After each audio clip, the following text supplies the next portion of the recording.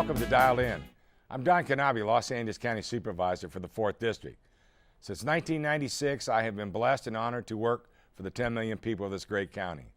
One thing I have noticed as I get out and talk to the people across my district is that a lot of people just don't know what the county does.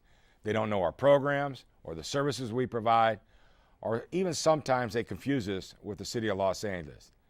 I always tell folks, you can pick a letter from A to Z, and there's a service that the county provides in between. And thanks to the good people here at Charter Communications, I'd like to take some time each month to explain who we are, what we do, and most importantly, why you should care. I also hope you'll enjoy hearing from interesting guests from the political world, arts, academia, sports, all those who make Los Angeles County a unique and special place to live, work, and play. In my time in office, I've spent a lot of time on that side of the interview table, so I'm excited to be sitting in this chair asking the questions. I hope you will enjoy the show.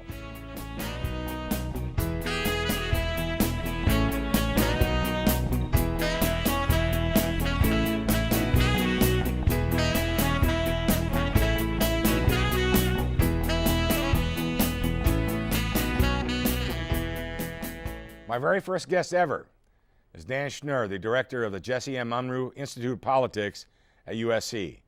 Dan is one of California's top political strategists, respected on both sides of the aisle. He spent a lot of time in politics. He served as John McCain's director of communications for his 2000 presidential campaign, and 5 years as Governor Pete Wilson's spokesman. Dan, it's great to have you here. Again, thank you for being my very, very first guest. I appreciate you taking the time to do it, and congratulations. Recently there was an incredible article about you in the Los Angeles Business Journal and your experience. So as you know, part of my job here is to sort of let the world know about what Los Angeles County does, but there's a bigger picture, and I think we should start right there. So welcome. Well, thank you for having me. I'm really excited, and I'm flattered to be your first guest. Well, very good. Thank you. Well, as we all know, recently, and last several weeks, the president was inaugurated once again for a second term. Obviously, there's talk of immigration reform and all the other issues confronting America, confronting the president and his last term. So what do you think this is going to bring? What do you think is going to happen in Washington in the short term, and then we'll get into the long term? Well, immediately after the inauguration, the buzz in Washington among the pundits and the commentators was how much more aggressive President Obama had been in this inaugural address. You remember 4 years ago, as I know your viewers do, he talked about the two parties coming together and finding common ground. And this message was a little bit more, hey, no more Mr. Nice Guy. And I'm exaggerating a little bit, but I think he really does feel the ability to assert himself a little bit more on a number of issues, on climate change, on gun issues. He's got a real challenge, not only with Republicans, but with a lot of conservative Democrats. So the real issue, I think, to keep an eye on with Obama is immigration. That's where I think he feels he can really leave a legacy. And with Republicans, like Marco Rubio and Jeb Bush and others, he feels like while it's not a slam dunk, there's a potential for some real broad-based immigration reform. That's the issue, one way or another, that people are going to remember Barack Obama for once he's done. And I think, don't you think, as from a bipartisan standpoint, that's probably one of the few options available? I mean, we still have the fiscal cliffs, we still have the debt ceilings, all the other short-term and long-term arguments are going to be there. Probably the reason that they have a 13% rating back there in Congress is going to be difficult. But from immigration reform, do you see that as a potential bipartisan issue? I think it is, just for the reason you mentioned. Number one, it is a critically important issue. But number two, given the options he has for potential bipartisan cooperation, the other issues that you listed are going to be a much, much tougher road to hoe. Immigration's not easy, but at least you can see the path there. And I think all the attempts at immigration reform over the years have really started on a bipartisan basis, whether they wind up there or not. But some of the other issues that were raised, obviously, in the speech, it's going to be a much more difficult road to hoe, as we mentioned. Let's take a few steps to west and to Sacramento. A very unique situation there. First of all, the governor recently said, hey, we've had all these debt crisis over the many, many years. Now we have a surplus. What are your feelings on that surplus? Well, I think surplus is in the eye of the beholder, because as you know, and a lot of your constituents know, the state still has a lot of outstanding debt, and it certainly has a huge amount of financial obligation as it relates to pensions for public employees, and that's not really something that's been addressed in Sacramento, at least not fully yet. That said, the governor bypassing Proposition 30 last year has created at least some breathing room on the year-to-year budget. And K through 12 education and to some degree higher education are going to see the benefits of that initiative. The real test going forward is the Democrats' legislative allies see all that money from Prop 30. And not only do they want to spend it, but a lot of them were talking about further tax increases right after the election. And Jerry Brown made it very clear to anyone who had listened right after the election, we raised taxes once, we're not going to do it again. So Brown is the voice of caution in Sacramento, and I think the most important thing for your viewers to watch up there this year is to see how effectively Jerry Brown can rein in his strongest supporters who want to move forward a lot more aggressively than I think he thinks is appropriate right now. Well, even since he was elected, he obviously has had a majority. Yeah. Now he has a super majority in both houses. How, that's going to play out very uniquely, I would think. I mean, he's going to have to rein in something because before they sort of had to listen to him and work with him. Now they said, wait a minute, Governor, we have the super majority. We want to do this. So how do you think that plays out, the super majority? How do you think they're going to use it? How do you think the governor's going to use it? Well, think about it. If you're a Democratic legislator, sitting outside your office door right now are a whole bunch of interests who've been donating to your campaigns over the years, who've seen their budgets cut year after year after year after year, and they want that money back. And just as you're getting ready to meet with all those interests, the governor's on the phone saying, don't spend that money. That's a tough place to be. Jerry Brown said we don't want to raise taxes. What's being talked about in the legislature is not so much of a direct tax increase out of Sacramento, but lowering the threshold for tax increases at the local and county level. My guess is what you see in the months ahead in Sacramento is an effort to lower the threshold to make it easier for voters in local and county government to raise taxes by a popular vote. Well, I know one play that's in play right now, as an example, Measure J, the transportation tax, was defeated. 2/3 required, 2/3 vote required. Immediately, as soon as the session opened, there's a couple bills in there to make that a simple majority. That would be a huge end run. The problem is, at this particular point, with the supermajorities in both houses, that is a very unique possibility based on why some people have talked about raising taxes. I would think that would be a real disservice to the voters, and could lead to other ballot initiatives. I mean, I'm not a believer in government by initiative, but those are the kinds of things that really raise the ire of the taxpayer to simplify the ability to raise taxes. And so I think, and then that's why I was asking about the supermajority. Those are the kinds of things that I think we need to be on the outlook for. And on the other hand, it's a real possibility. Well, that's right. And again, I don't think you see a vote out of Sacramento to raise taxes, but to make it easier to lower the threshold for voters to do it for themselves. Governor Brown has not said whether he supports that or not. But again, if I had to guess, I'd say that's going to be the first significant effort you see from these supermajorities. Democrats saying we should let voters make their own decisions, and the remaining Republicans up there saying all you're doing is trying to raise taxes through the back door. And I agree. I mean, from a local perspective, Yeah. Someone that's involved with the largest county in America, whether it's a county, a city, a school district, community college district, obviously those are, I think they sort of may look at that as sort of a payback, say, wait a minute, we keep raiding your treasuries, and oh, by the way, you have to balance your budget. We don't, but we're going to borrow on the backs of all of you. And they say, well, wait a minute, here's your opportunity. You support this, lowering the threshold, and you can raise your own taxes. But everybody forgets about all the taxes that you have already in place. So yeah, we'll call it a tax increase by remote control. Exactly. There's another area that you and I share a passion on, and that's educating our young people from a public administration, public service standpoint, and your role with the Jesse Unruh Institute. What you feel amongst the students right now about the public process, public service, public administration kind of a situation? Boy, it's fascinating, and I can't tell you how exciting it is to work with young people who really are interested in public service and civic engagement. And by the way, I know you've agreed to come to campus yet again to spend some time with our students, and we're very grateful for that. You see statistics, your viewers will see statistics that show that young people, that my students' age 18 to 25, vote in smaller numbers than any other generation in America today. But the other part of the story is this.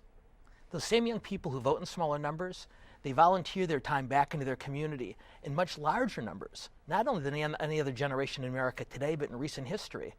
And I suspect what's happening there is a lot of the students see the tremendous amount of money in politics, and they think there's super PACs over here on the right, there's super PACs over there on the left. These guys get 10 million votes each. I only get one vote. So maybe my vote doesn't make that much difference. And if I want to make change happen, I'm going to go out and work in the community and do some good. And what my job is, and this is the reason I'm so grateful to have you coming to talk with them also, is to let them know that volunteering is noble. But you can only read to so many kids. You can only serve so many meals to so many seniors. If you really want to make change happen on a broad scale, you got to come inside the gates and get involved in the process. And a lot of them see it. Our goal is to make sure they all do. Well, that's great. I mean, the public process right now is pretty ugly. Yeah. And the worst thing that can happen is discourage young people to get involved. And your efforts there at the Jesse Unruh Institute, Dan, we appreciate it.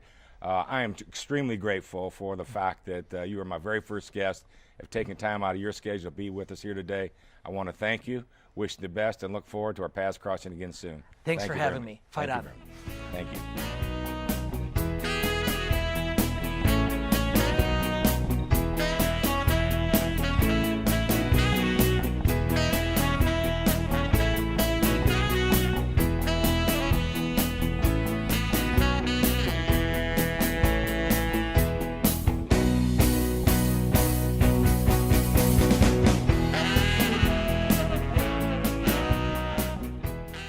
Welcome back to Dial In. This segment is called In the Sandbox. It's about solving problems by working together across the aisle.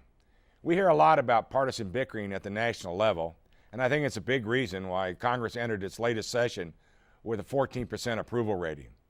On the Board of Supervisors, we can't get tied up in the red versus blue debate. We are the ultimate safety net for over 10 million residents who depend on us for the services they desperately need. While it's not always a picnic, our board works together to ensure that the needs of our various communities are met. At the local government level, in big cities and small communities, elected officials on both sides of the aisle are working together to fix problems because they have to. New Jersey Governor Chris Christie is known for his no-nonsense style. He also recognizes very much that he has to work with the other side to meet the needs of his state. Take a look at this clip about some New Jersey Supreme Court appointments he is making. The seats have been vacant and unfilled for a long time, which means the needs of the people of New Jersey are not being met. Enter bipartisanship. These two nominees represent a political compromise on my part, a reaching out across the aisle to the Democrats in an attempt to get our court fully staffed in the way that our Constitution envisions. I hope that with putting forward these candidates, the Senate will put aside politics now, and I am willing to be the one who reaches my hand out in compromise first. Look, it doesn't matter if you're a Democrat, Republican, red, blue, or green. We are all Americans, and we have a job to do, and that is to serve the residents in our communities. I hope our elected officials in Congress take note of what is happening across America in all of our communities. Enough fiscal cliffs, debt ceilings, sequestration cuts. Let's put our self-interest in politics aside and get something done.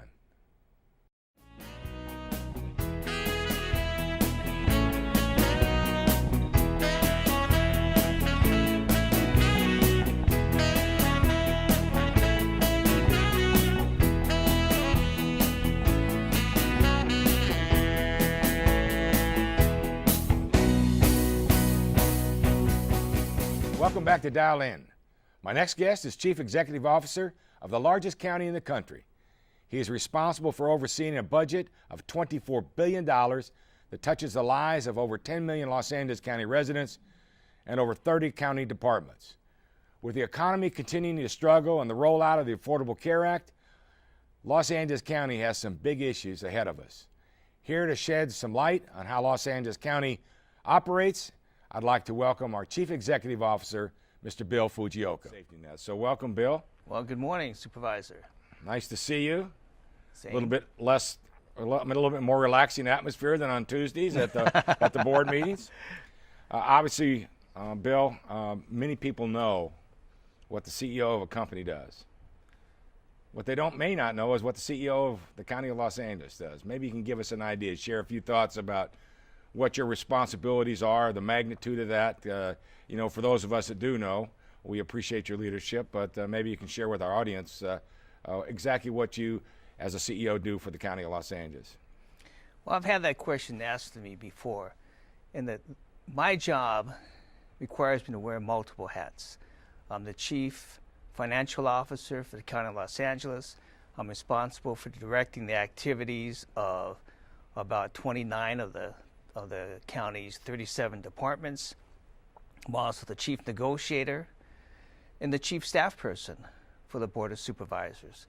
What's different between myself and a CEO of a major company, the CEO of a major company has a singular focus, probably a singular product line, whereas at any given time, I can have 10 major projects going on at the direction of the board that would take us everywhere from health to capital programs, public safety, and even our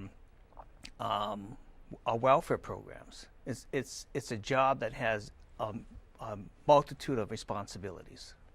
Well, one of the things that I always talk about is that we in the County of Los Angeles are the ultimate safety net. Absolutely. And that these programs that we are oversee and operate are operated programs by the county, not mandated or created by the county, but federal and state kinds of mandates. So maybe you could share, a lot of times people just don't know on both sides where the revenues come from and how we spend our money. Maybe you could give our viewers an idea where the big pieces of the revenue are and where the big pieces of the expenditures are. Well, the majority of our revenue comes from the federal government and from the state. Just to break it down a little bit, in the large categories, about $6.3 billion comes from locally generated revenue sources like property tax or sales tax, but $5 billion comes from the federal government. About 4.8 comes from the state government. And we also have money coming through our special districts, like the fire district or the flood control district, in the tune of about $6 billion. And if you look at the major spending categories, about $6 million of that is for health services. And that's not just hospital services, that's public health, it's also mental health. Then you have about $5 billion goes to public safety. And some people equate public safety only with the sheriff's department, which you must include the district attorney, our public defender, our alternate public defender, probation, and even our animal control department. And our jails. Absolutely.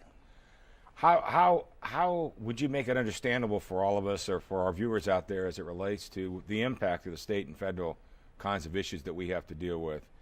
One is our advocacy side of it, how it impacts our revenue base, how we start out sometimes one way, working with our partners in the state and federal government, and where we wind up the other way. Maybe you could give us an example. We have home supporting services, all those kinds of issues that create a very flexible budgetary difficulty for all of us at the local level. Well, let's emphasize the local level. We are the safety net for the citizens of the County of LA. And some people think that safety net is only for those who have no insurance when it comes to health care. But we run the largest trauma system in the county. To a large extent, that's funded through the money we get from the federal government and the state government. In fact, the majority of our funds comes from the federal government and the state government. I joke with friends to say the state and feds it's like they plan a meal and they cook the meal, but they do something wrong, we get the indigestion. We get the problems at the local level. We have to deal with it, because if you talk to the average citizen and you say, we try to explain to them the federal government cut the budget, they'll say, no, you cut it. You're responsible for it. And so we are the provider of services on the street. We do everything for the citizen when it comes to public health, when it comes to ensuring that communicable diseases are addressed and controlled. TB is addressed and controlled. But the safety net aspect of our public health program, our health services program, is an absolute critical element of the health care for not only the poor, but for the entire County of Los Angeles. Particularly on the public health side. Absolutely. The other issue right now, we always seem like new issues come up.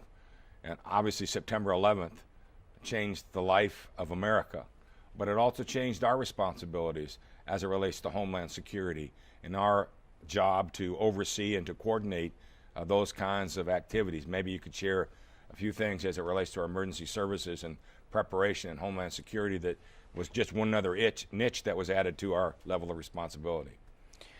Well, That particular issue, I was with the city of Los Angeles when 9/11 happened, and it changed all of our lives. It's changed how we view public safety responsibilities, but also changed how we view public health and health services to ensure the county is ready. And I mean the entire county, not just people hear about the county, and it's hard for them to equate what that means, but we have 88 cities. The county of Los Angeles is not just the city of LA. It's 88 cities who are all equally important, but to ensure that we have systems in place to prevent any critical incident from happening, and then should it happen, to be able to respond to it is our responsibility. So we work with a multitude of our departments work together. Our services within our departments work together to ensure that we're ready in case something happens. And our mutual aid agreements are our Critical. national model now. Absolutely. And that's set up, even through the Homeland Security folks. And a matter of fact, as I remember, we had a bioterrorism drill that was set for February after that September, planned long before the September 11th, because one of the efforts that we've always tried to do, even during good times or bad times, is have the money for training and our mutual aid agreements between all the fire, police departments throughout Los Angeles County. And speaking of Los Angeles, sometimes I tell everyone, sometimes we get confused with the city of Los Angeles, but the city of Los Angeles is one of 88 cities in the county, as you mentioned, over 1 million population in our unincorporated areas. You work for both. What's the difference? What's the difference between that major city responsibility that you had and now the major county responsibility as our CEO? The major difference, county's better managed. Good answer. That's a good answer, but the main difference for a general public is that a city provides the classic municipal services like street repair, sanitation, sewer, and some of the public safety services. We, because of our responsibility for the unincorporated areas, we're also the provider of those municipal services. But separate from LA City, we provide healthcare, we provide all the hospital services, public health, mental health, welfare, child support services. We provide the major health, mental health, and social services for the entire county of Los Angeles. It's a big difference, and I think that's the responsibility that people don't understand between counties and cities. But they have to be our partners as well too, and I think we have a good relationship with all of our 80. We do have a lot of overlapping responsibilities. They may take care of a planning issue, but we have that major health issue. So with that, what's it like working for 5 wonderful people? It's a challenge. Challenge. Good answer. Hey, Bill, I really appreciate you being here and taking the time to join me and be one of my first guests on the show. You do a great job. We appreciate your leadership. Thank you very much. We have a lot of struggles, Affordable Care Act, a lot of things coming up, but I know that you'll bring us all together, work together, and we'll do a good job. So, Bill, thank you very much. Great. Thank you very much. We'll be right back.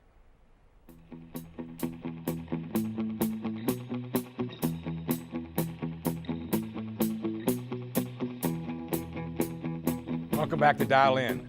This segment is called Just Fix It. It's about the stuff that drives me nuts, the stuff that just gives government a very bad name. Unfortunately, today's example comes from right here in our own county house, and that's the Clean Water, Clean Beaches initiative. You might have heard a little about this. Last December, during the busiest mail time of the year, parcel owners across Los Angeles County received one of these. Yep, kind of looks like junk mail, doesn't it? So many people just threw it out. In fact, there was a protest ballot for a new parcel fee. We needed over half the parcel owners to protest, over 1 million owners, or the initiative would move forward to a mail-in election. One of the many issues I have with this process is that there was no online or email tool to protest. Come on, it's 2013. But let me be clear. I want clean water, and I think everyone else does. But this thing was such a mess, some huge organizations like Metro never even received notices. How about this? Instead of just gathering a big pot of money, we tell the voters how it's going to be spent. People have a right to know what they're paying for. Let's put an end date on this fee. And let's also not double tax the people who are already investing a lot of dollars to do the right and legal things.